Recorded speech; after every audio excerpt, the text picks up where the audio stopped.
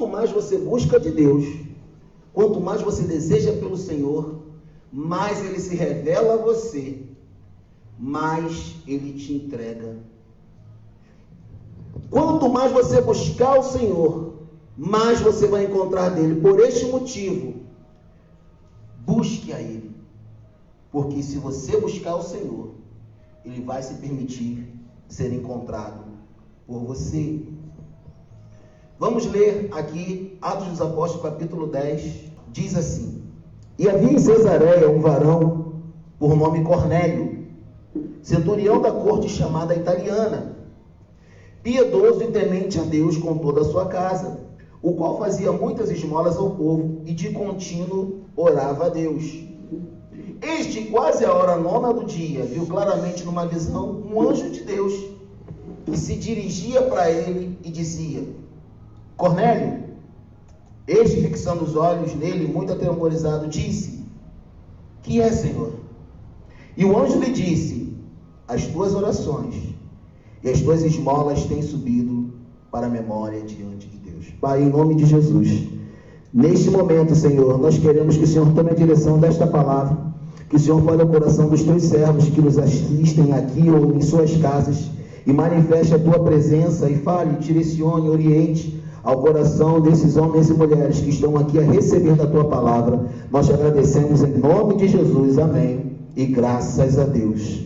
Veja, Cornélio era um soldado da corte chamada italiana, era um homem da corte chamada italiana, era alguém que não tinha nenhum tipo de relacionamento, aparentemente, com Deus, ou seja, institucionalmente, ele não era o que nós chamamos de crente, ele não era o que nós chamamos de cristão. E o que é mais interessante é que a Bíblia nos mostra por sucessivas vezes homens e mulheres que não tinham nenhum tipo de relacionamento com Deus, buscando a Deus. Ei, querido, eu vim aqui nesta manhã para lhe dizer: pouco importa a sua religião, pouco importa se você é da religião A, se você é da religião B, se você é da religião C. O que importa é que se você tem fome e sede de buscar ao Senhor, se você buscar ao Senhor, Ele vai se revelar a você. Veja, queridos, que é interessante que diz o texto que, embora fosse um centurião da corte italiana, um soldado romano, esse homem era piedoso e temente a Deus.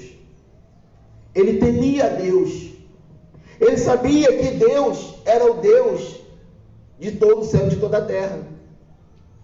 Temia a Deus com toda a sua casa. Mais uma vez a casa entrando na história. A casa é o centro da vida da igreja. Ou seja, Cornélio e a sua casa, aleluias, buscavam a Deus.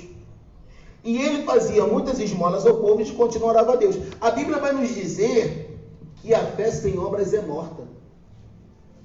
Ou seja, você pode me falar da sua fé, você pode me falar da sua religião, mas eu quero saber as obras que você está agindo. Assim é para nós que aceitamos a Jesus como Senhor e Salvador. As nossas obras devem falar muito mais alto que as nossas palavras. Um certo filósofo disse o seguinte: suas atitudes falam tão alto que eu não posso ouvir o que dizem as tuas palavras.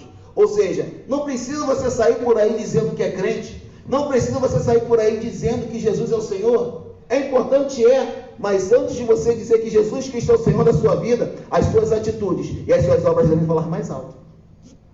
Porque quando as suas atitudes e as suas obras falarem mais alto do que a tua voz, as pessoas vão reconhecer Jesus em você.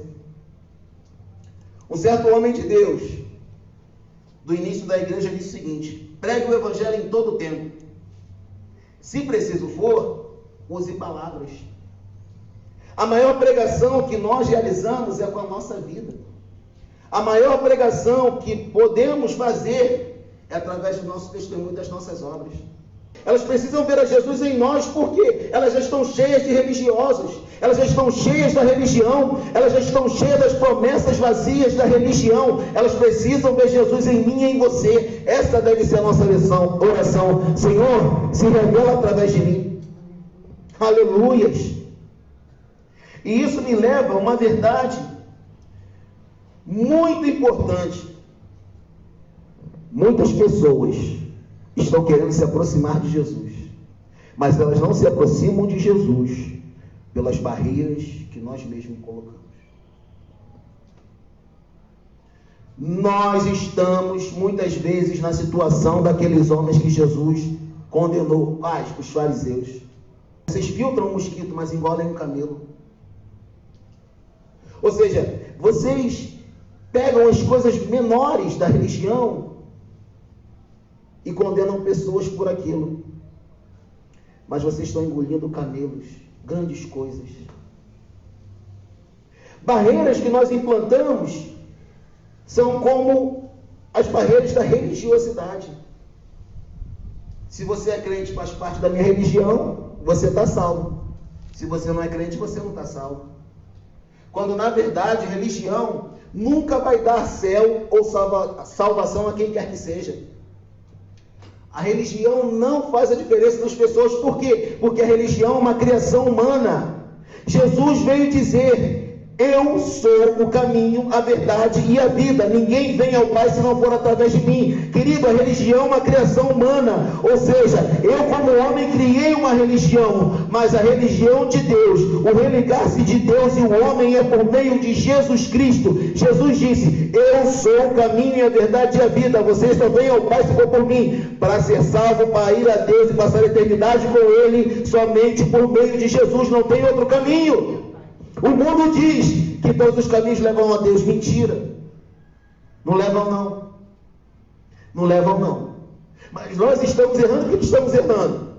Porque estamos permitindo que grupinhos impeçam que pessoas entrem na igreja. Se você faz parte do meu grupinho, você é bênção. Se você não faz, você não é bênção. Se você faz parte da minha panela, vem para cá. Se você não faz, está para fora. E as pessoas não querem saber se existe uma família, se existem vidas, se existem pessoas que vão passar a eternidade no inferno por causa daquela atitude delas. Elas estão preocupadas com um grupinho, com a panelinha delas.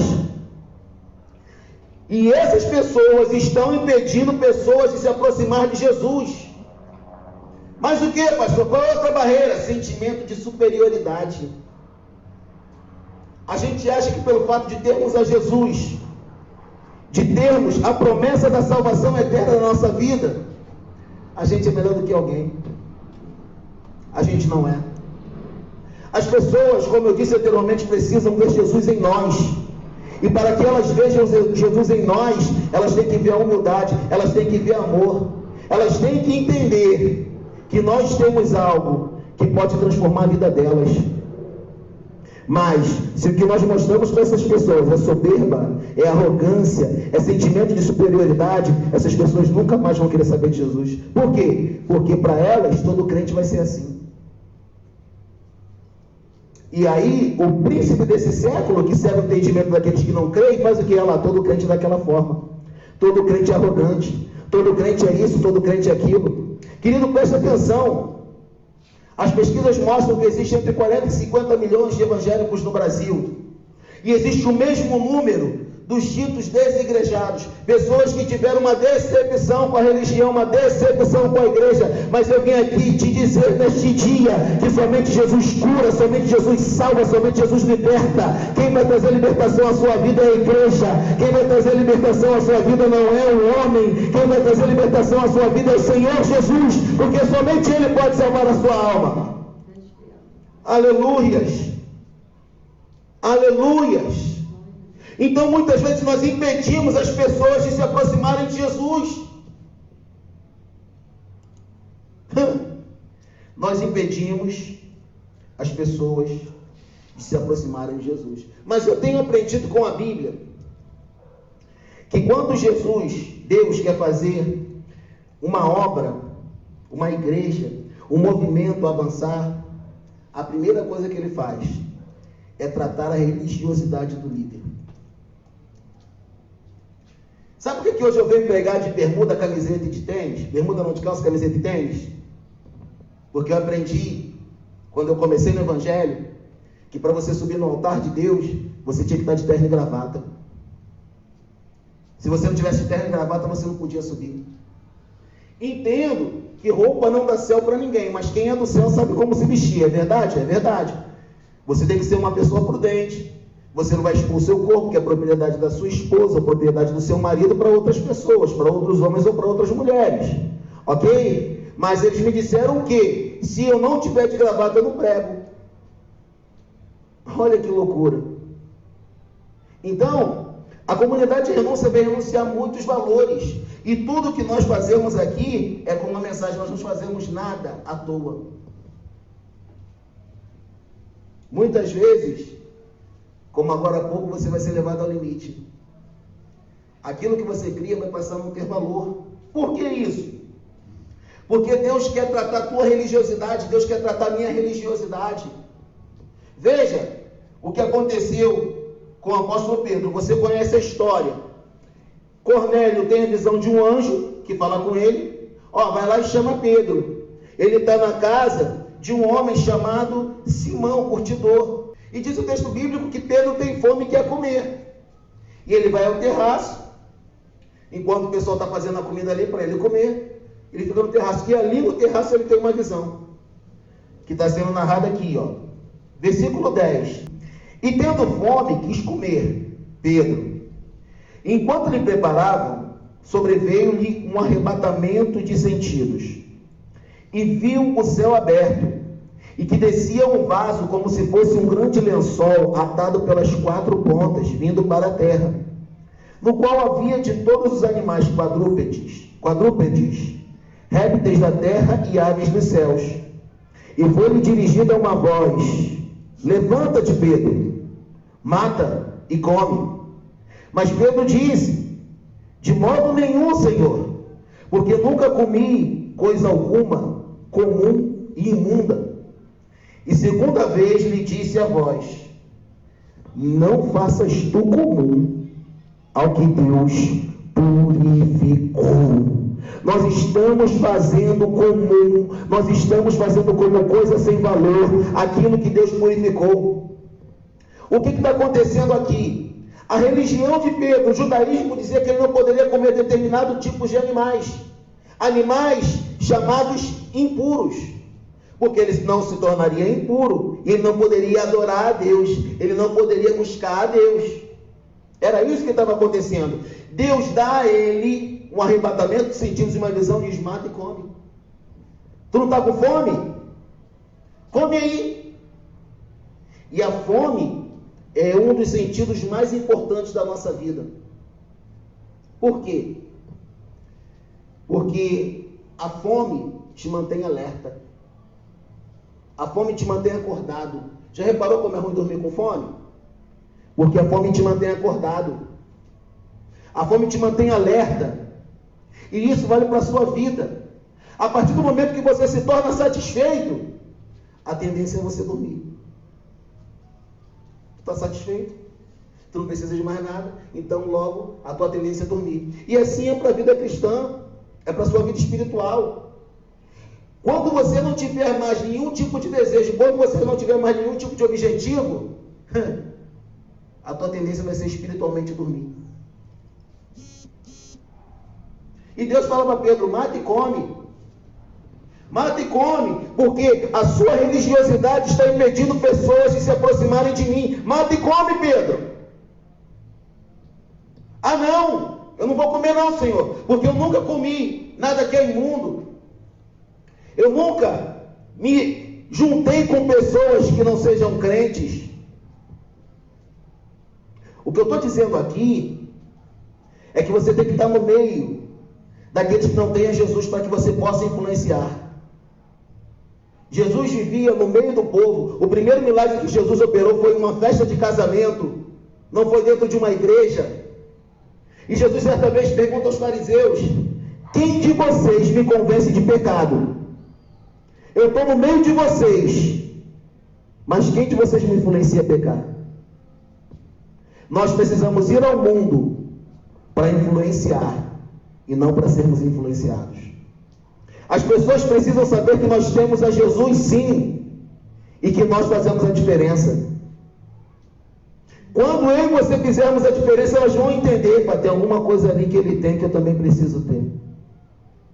Porque não é possível alguém estar no meu meio, onde eu estou, e não beber. Não é possível alguém estar numa festa comigo, não beber e continuar se divertindo. Não é possível alguém trabalhar aqui nessa empresa e não se prostituir. Não é possível alguém ter um relacionamento e ser fiel ao seu marido e sua esposa. Não é possível. É possível sim. Como? Com Jesus na sua vida. Quando Jesus está na sua vida, tudo isso perde valor. É isso que as pessoas precisam ver. Que a verdade que elas acreditam, que a verdade que contaram para elas, na verdade é uma mentira. Porque quando Jesus entra na sua vida, Ele faz a diferença. Ele muda a história. Ele muda o quadro. E é isso que está acontecendo aqui. Deus, quando quer fazer uma igreja avançar, trata com a religiosidade do líder. O líder aqui era Pedro. E Pedro falou: Senhor, eu nunca comi nada imundo. Tu está atrapalhando pessoas de entrarem na minha presença. Mata e come. Mata e come. O fato de Deus, isso é bom que fique claro, tratar a religiosidade de um líder, não significa que ele vai ser um líder omisso. O fato de Deus tratar a religiosidade do líder não significa que esse líder vai ser um líder que faça concessões. É isso que a gente precisa entender. Por quê? Porque o líder que tem a sua religiosidade tratada, ele precisa entender que a palavra de Deus é soberana. Por isso que o salmista vai dizer: lâmpada para os meus pés é a tua palavra e luz para o meu caminho. A palavra de Deus é soberana. Não tem costume, não tem astrologia, não tem aquilo que eu penso, que eu deixo de pensar. A palavra de Deus está acima de tudo. Aleluias! Pecado vai ser sempre pecado. O líder que tem a sua religiosidade tratada, ele precisa saber que pecado vai ser pecado. Por isso a Bíblia vai dizer: ai daqueles que chamam ao mal bem, e ai daqueles que ao bem chamam mal. Pecado é pecado, não tem apelidinho. Não tem esse papai, meu filho tem um probleminha, não. Teu filho está cometendo um pecado. Traição continua sendo pecado. Vícios continuam sendo pecado. Comer demais continua sendo pecado. Comer doce demais continua sendo pecado. Encher a cara de drogas, de bebida, continua sendo pecado. Isso não vai mudar porque eu quero que mude. Continua sendo pecado. Olhar para o marido, para a mulher dos outros, continua sendo pecado. Eu não posso dizer que não existe desvio, nada. É pecado e continua sendo pecado. Hoje em dia é difícil você ver pregação sobre pecado, né? Mas o pecado continua sendo pecado. Quando Deus trata a religiosidade de um líder, Ele mostra para esse líder que religião não muda ninguém. A religião no máximo reforma. Porque Deus forma, a religião reforma. Mas só Cristo transforma. Eu sou o caminho, a verdade e a vida. Ninguém vem ao Pai se não for através de mim. Querido, religião não transforma a vida de ninguém. Religião no máximo te dá algumas regras para você seguir. No máximo a religião te dá algumas regras para você seguir. E não é por regras. Porque regras falam sobre regulamento. E Jesus não veio trazer regulamento. Jesus veio trazer relacionamento. Quem é bom de regulamento é ruim de relacionamento. Jesus quer que você esteja no meio do povo para que você se relacione bem com eles e mostre para eles que somente Jesus cura, salva e liberta. É lá no teu trabalho que você tem que pregar Jesus. É lá no teu trabalho que você tem que manifestar Jesus. Porque manifestar Jesus no meio da igreja é fácil, querido. É muito fácil. E quando Deus trata o caráter do líder, Ele mostra a esse líder que sem Cristo estamos todos condenados. Todos pecaram e destituídos estão da graça de Deus. Ei, sem Cristo todos estamos condenados à perdição eterna. Todos estamos condenados ao inferno. As pessoas falam sobre religião como se a religião fosse salvar. A religião não salva. Sem o Senhor Jesus na minha e na sua vida, estamos condenados à perdição eterna. Então, não confunda. Quando nesta mensagem eu prego que Deus trata a religiosidade do líder, trata a religiosidade do líder sim, mas não confunda a religiosidade com libertinagem. Deus quer tirar de você a religiosidade, não o senso crítico. Pecado continua sendo pecado, erro continua sendo erro, religião não salva, não transforma, não liberta. E sem Jesus, está todo mundo perdido. Eu, você, todos nós. Inclusive esses que acham que são os donos do Evangelho.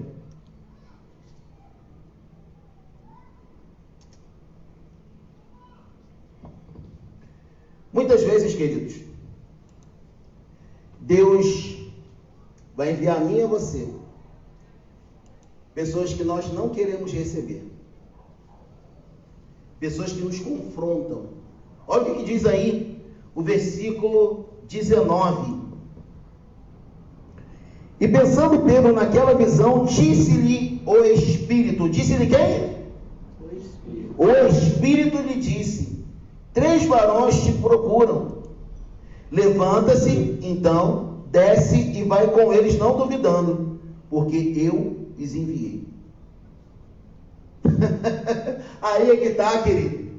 A gente acha que Jesus só vai enviar para a gente, o Espírito Santo só vai enviar para a gente que concorde conosco, gente que faz aquilo que a gente gosta, gente que fala a nossa língua. Não. Aí Deus manda para a gente que tem a capacidade de nos fazer chorar, sabe? De raiva. Mas você não pediu a Deus alegria? Eu estou passando por um caso de um conhecido, eu não vou citar nomes porque por efeitos lógicos,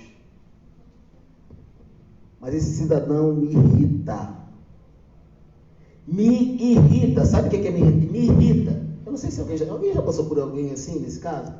Então, o cara me irrita. E eu fujo do cabra. E para onde eu vou, o cabra está. Eu me escondo. Onde eu estou, o cara está.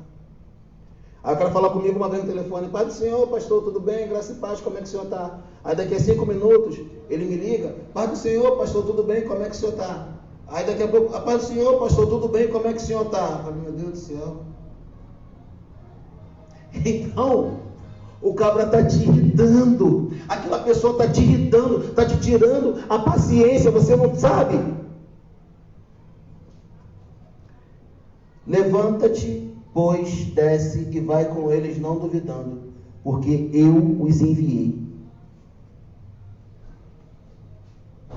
Foi Deus que enviou para a tua vida. Não corre não, não foge não, não sai de perto não, porque Deus está usando essa pessoa como uma lixa na tua vida para te aperfeiçoar, para te aprimorar. Quando Deus falou isso aqui comigo, eu falei: meu Deus do céu, eu vou ter que segurar essa mala pesada, sem alça, de papelão no meio da chuva. Às vezes tem que carregar uma malinha, irmão. Tem. É Jesus quem mandou.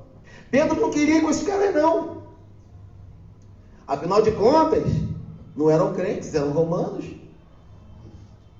Eu não quero ir com esses caras. Mas lembra que Deus estava tratando a religiosidade de Pedro?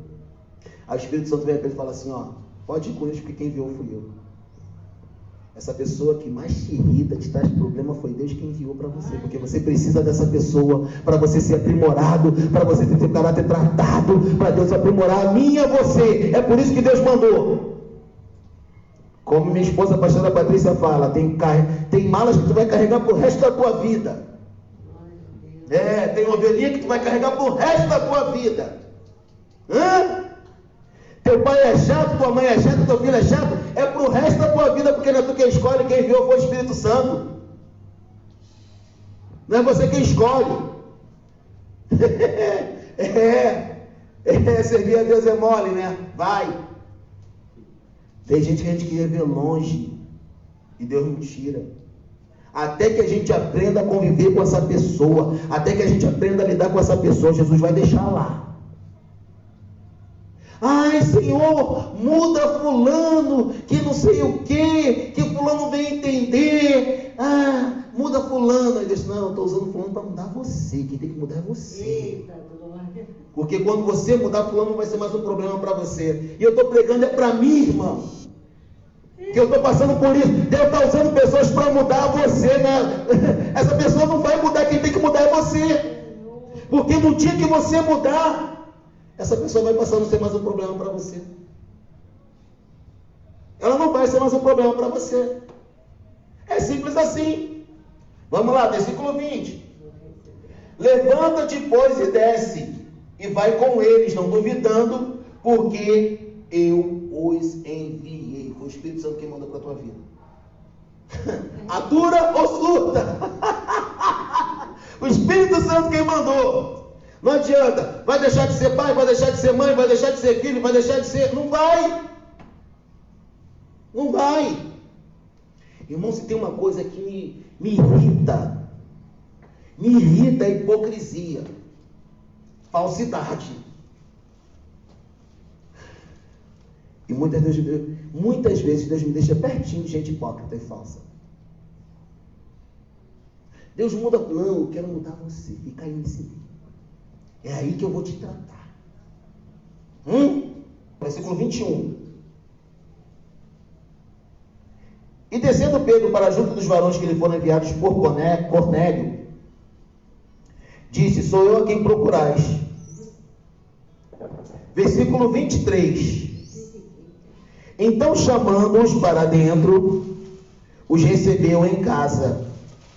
No dia seguinte, foi Pedro com eles, e foram com ele alguns irmãos de Jope. Veja, aqui aconteceu o momento da mudança. Deus primeiro tratou a religiosidade de Pedro no sobrenatural. Deus mandou pessoas difíceis para Pedro. O que Pedro fez? Botou aquele povo para dentro. Segundo a lei da religião de Pedro, a religião judaica, um judeu não podia andar com um gentio. Um gentio não podia estar debaixo do mesmo teto que o judeu. Se o judeu estivesse aqui e entrasse um gentio, o judeu sai. Por quê? Porque eles não podem estar juntos debaixo do mesmo teto. É isso que a religião mandava fazer. E por que o momento da mudança aconteceu? Porque Pedro mandou aqueles homens entrarem em sua casa. Haverá momentos que você vai pedir para que pessoas entrem na sua casa. Como assim, pastor? Você vai passar a entender que essas pessoas que Deus enviou é para a glória do nome dele e para o seu bem. Aí você vai passar a aceitar essas pessoas como elas são. Todos nós temos problemas, todos nós temos dificuldades, todos nós enfrentamos muitas situações, muitas situações difíceis. E Deus, neste exato momento, está trabalhando para que uma mudança ocorra em você de dentro para fora. E aí você vai aceitar essas pessoas. Você vai aceitar essas pessoas. É interessante, irmãos, como nós, muitas vezes, passamos por cima daquilo que Deus quer. Nós estamos fazendo com que pessoas que Ele enviou não tenham um relacionamento com Ele por causa da nossa religiosidade. Olha o que diz Mateus capítulo 5, versículos 46 e 47. Porque se vocês amarem os que amam a vocês, que galardão vocês vão ter? Ou seja, amar quem ama a mim e a você é muito fácil. Amar quem fala a nossa língua é muito fácil. Amar quem concorda conosco em tudo é muito fácil. É fácil.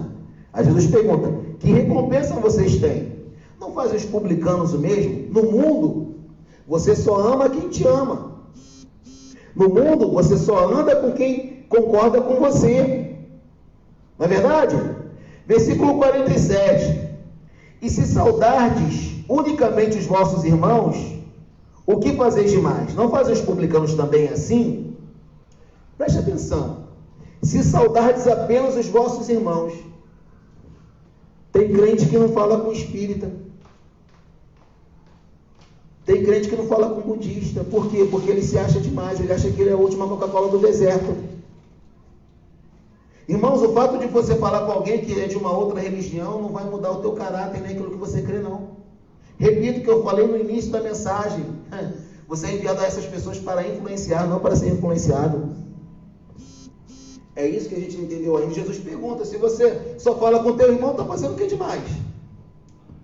Existe um exército de homens e mulheres que estão querendo se aproximar de Jesus. E pelas nossas atitudes, nós estamos impedindo a chegada delas a Jesus. Pelo aquilo que eu falei, grupinho, religiosidade, sentimento de superioridade. Então Deus trata a religiosidade de Pedro. Manda pessoas, ele aceita a mudança. E quando tudo isso acontece, já estamos encerrando. Olha o que Deus faz. Versículo 44. Pedro vai até a casa de Cornélio. Aquela coisa toda. E dizendo Pedro, ainda estas palavras, Pedro prega, e aí diz aqui o texto, dizendo Pedro ainda estas palavras, caiu o Espírito Santo sobre todos os que ouviam a palavra. E os fiéis que eram da circuncisão, todos quantos tinham vindo com Pedro, maravilharam-se de que o dom do Espírito Santo se derramasse também sobre os gentios, porque os ouviam falar em línguas e magnificar a Deus. Respondeu então Pedro, pode alguém porventura recusar água, para que não sejam batizados estes que também receberam como nós o Espírito Santo? Versículo 48, e mandou que fossem batizados em nome do Senhor. Então rogaram-lhe que ficasse com eles por alguns dias. Veja, a gente acha que Deus só dá experiência para a gente que é crente. Deus só se revela a nós que somos crentes. Para com isso, irmão. Deus quer se revelar a todos. Ele quer usar você para se revelar a eles. Repito, o fato de Deus tratar a minha, a sua religiosidade, não significa permissividade. Que você vai abrir mão de coisas que a Bíblia fala que não se deve abrir mão. Pecado continua sendo pecado. Não esqueça disso. Jesus continua salvando e somente Jesus salva. Não esqueça disso. Sem Jesus está todo mundo perdido, inclusive nós que somos crentes. Está todo mundo. Sem Jesus, irmão, a gente merecia o inferno. É isso que o ser humano sem Jesus merece. Por quê? Porque todos pecaram.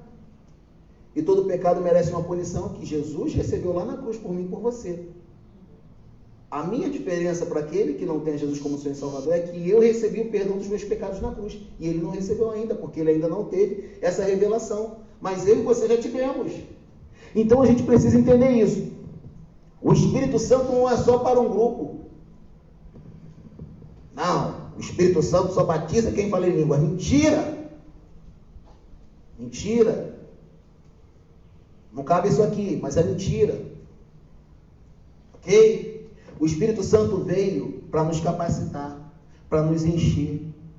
E aí você vê que o versículo 45 diz, e os fiéis, os crentes que eram da circuncisão, ou seja, os crentes judaicos, todos quando tinham vindo com Pedro, maravilharam-se de que o dom do Espírito Santo se derramasse também sobre os gentios. Peraí, o Espírito Santo não é só para a gente que é crente, não é só para a gente que é judeu, não, é para todo mundo.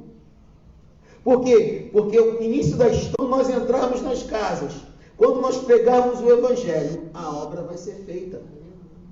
Eu posso fazer a obra? Eu posso batizar com o Espírito Santo? Não. Mas eu posso orar.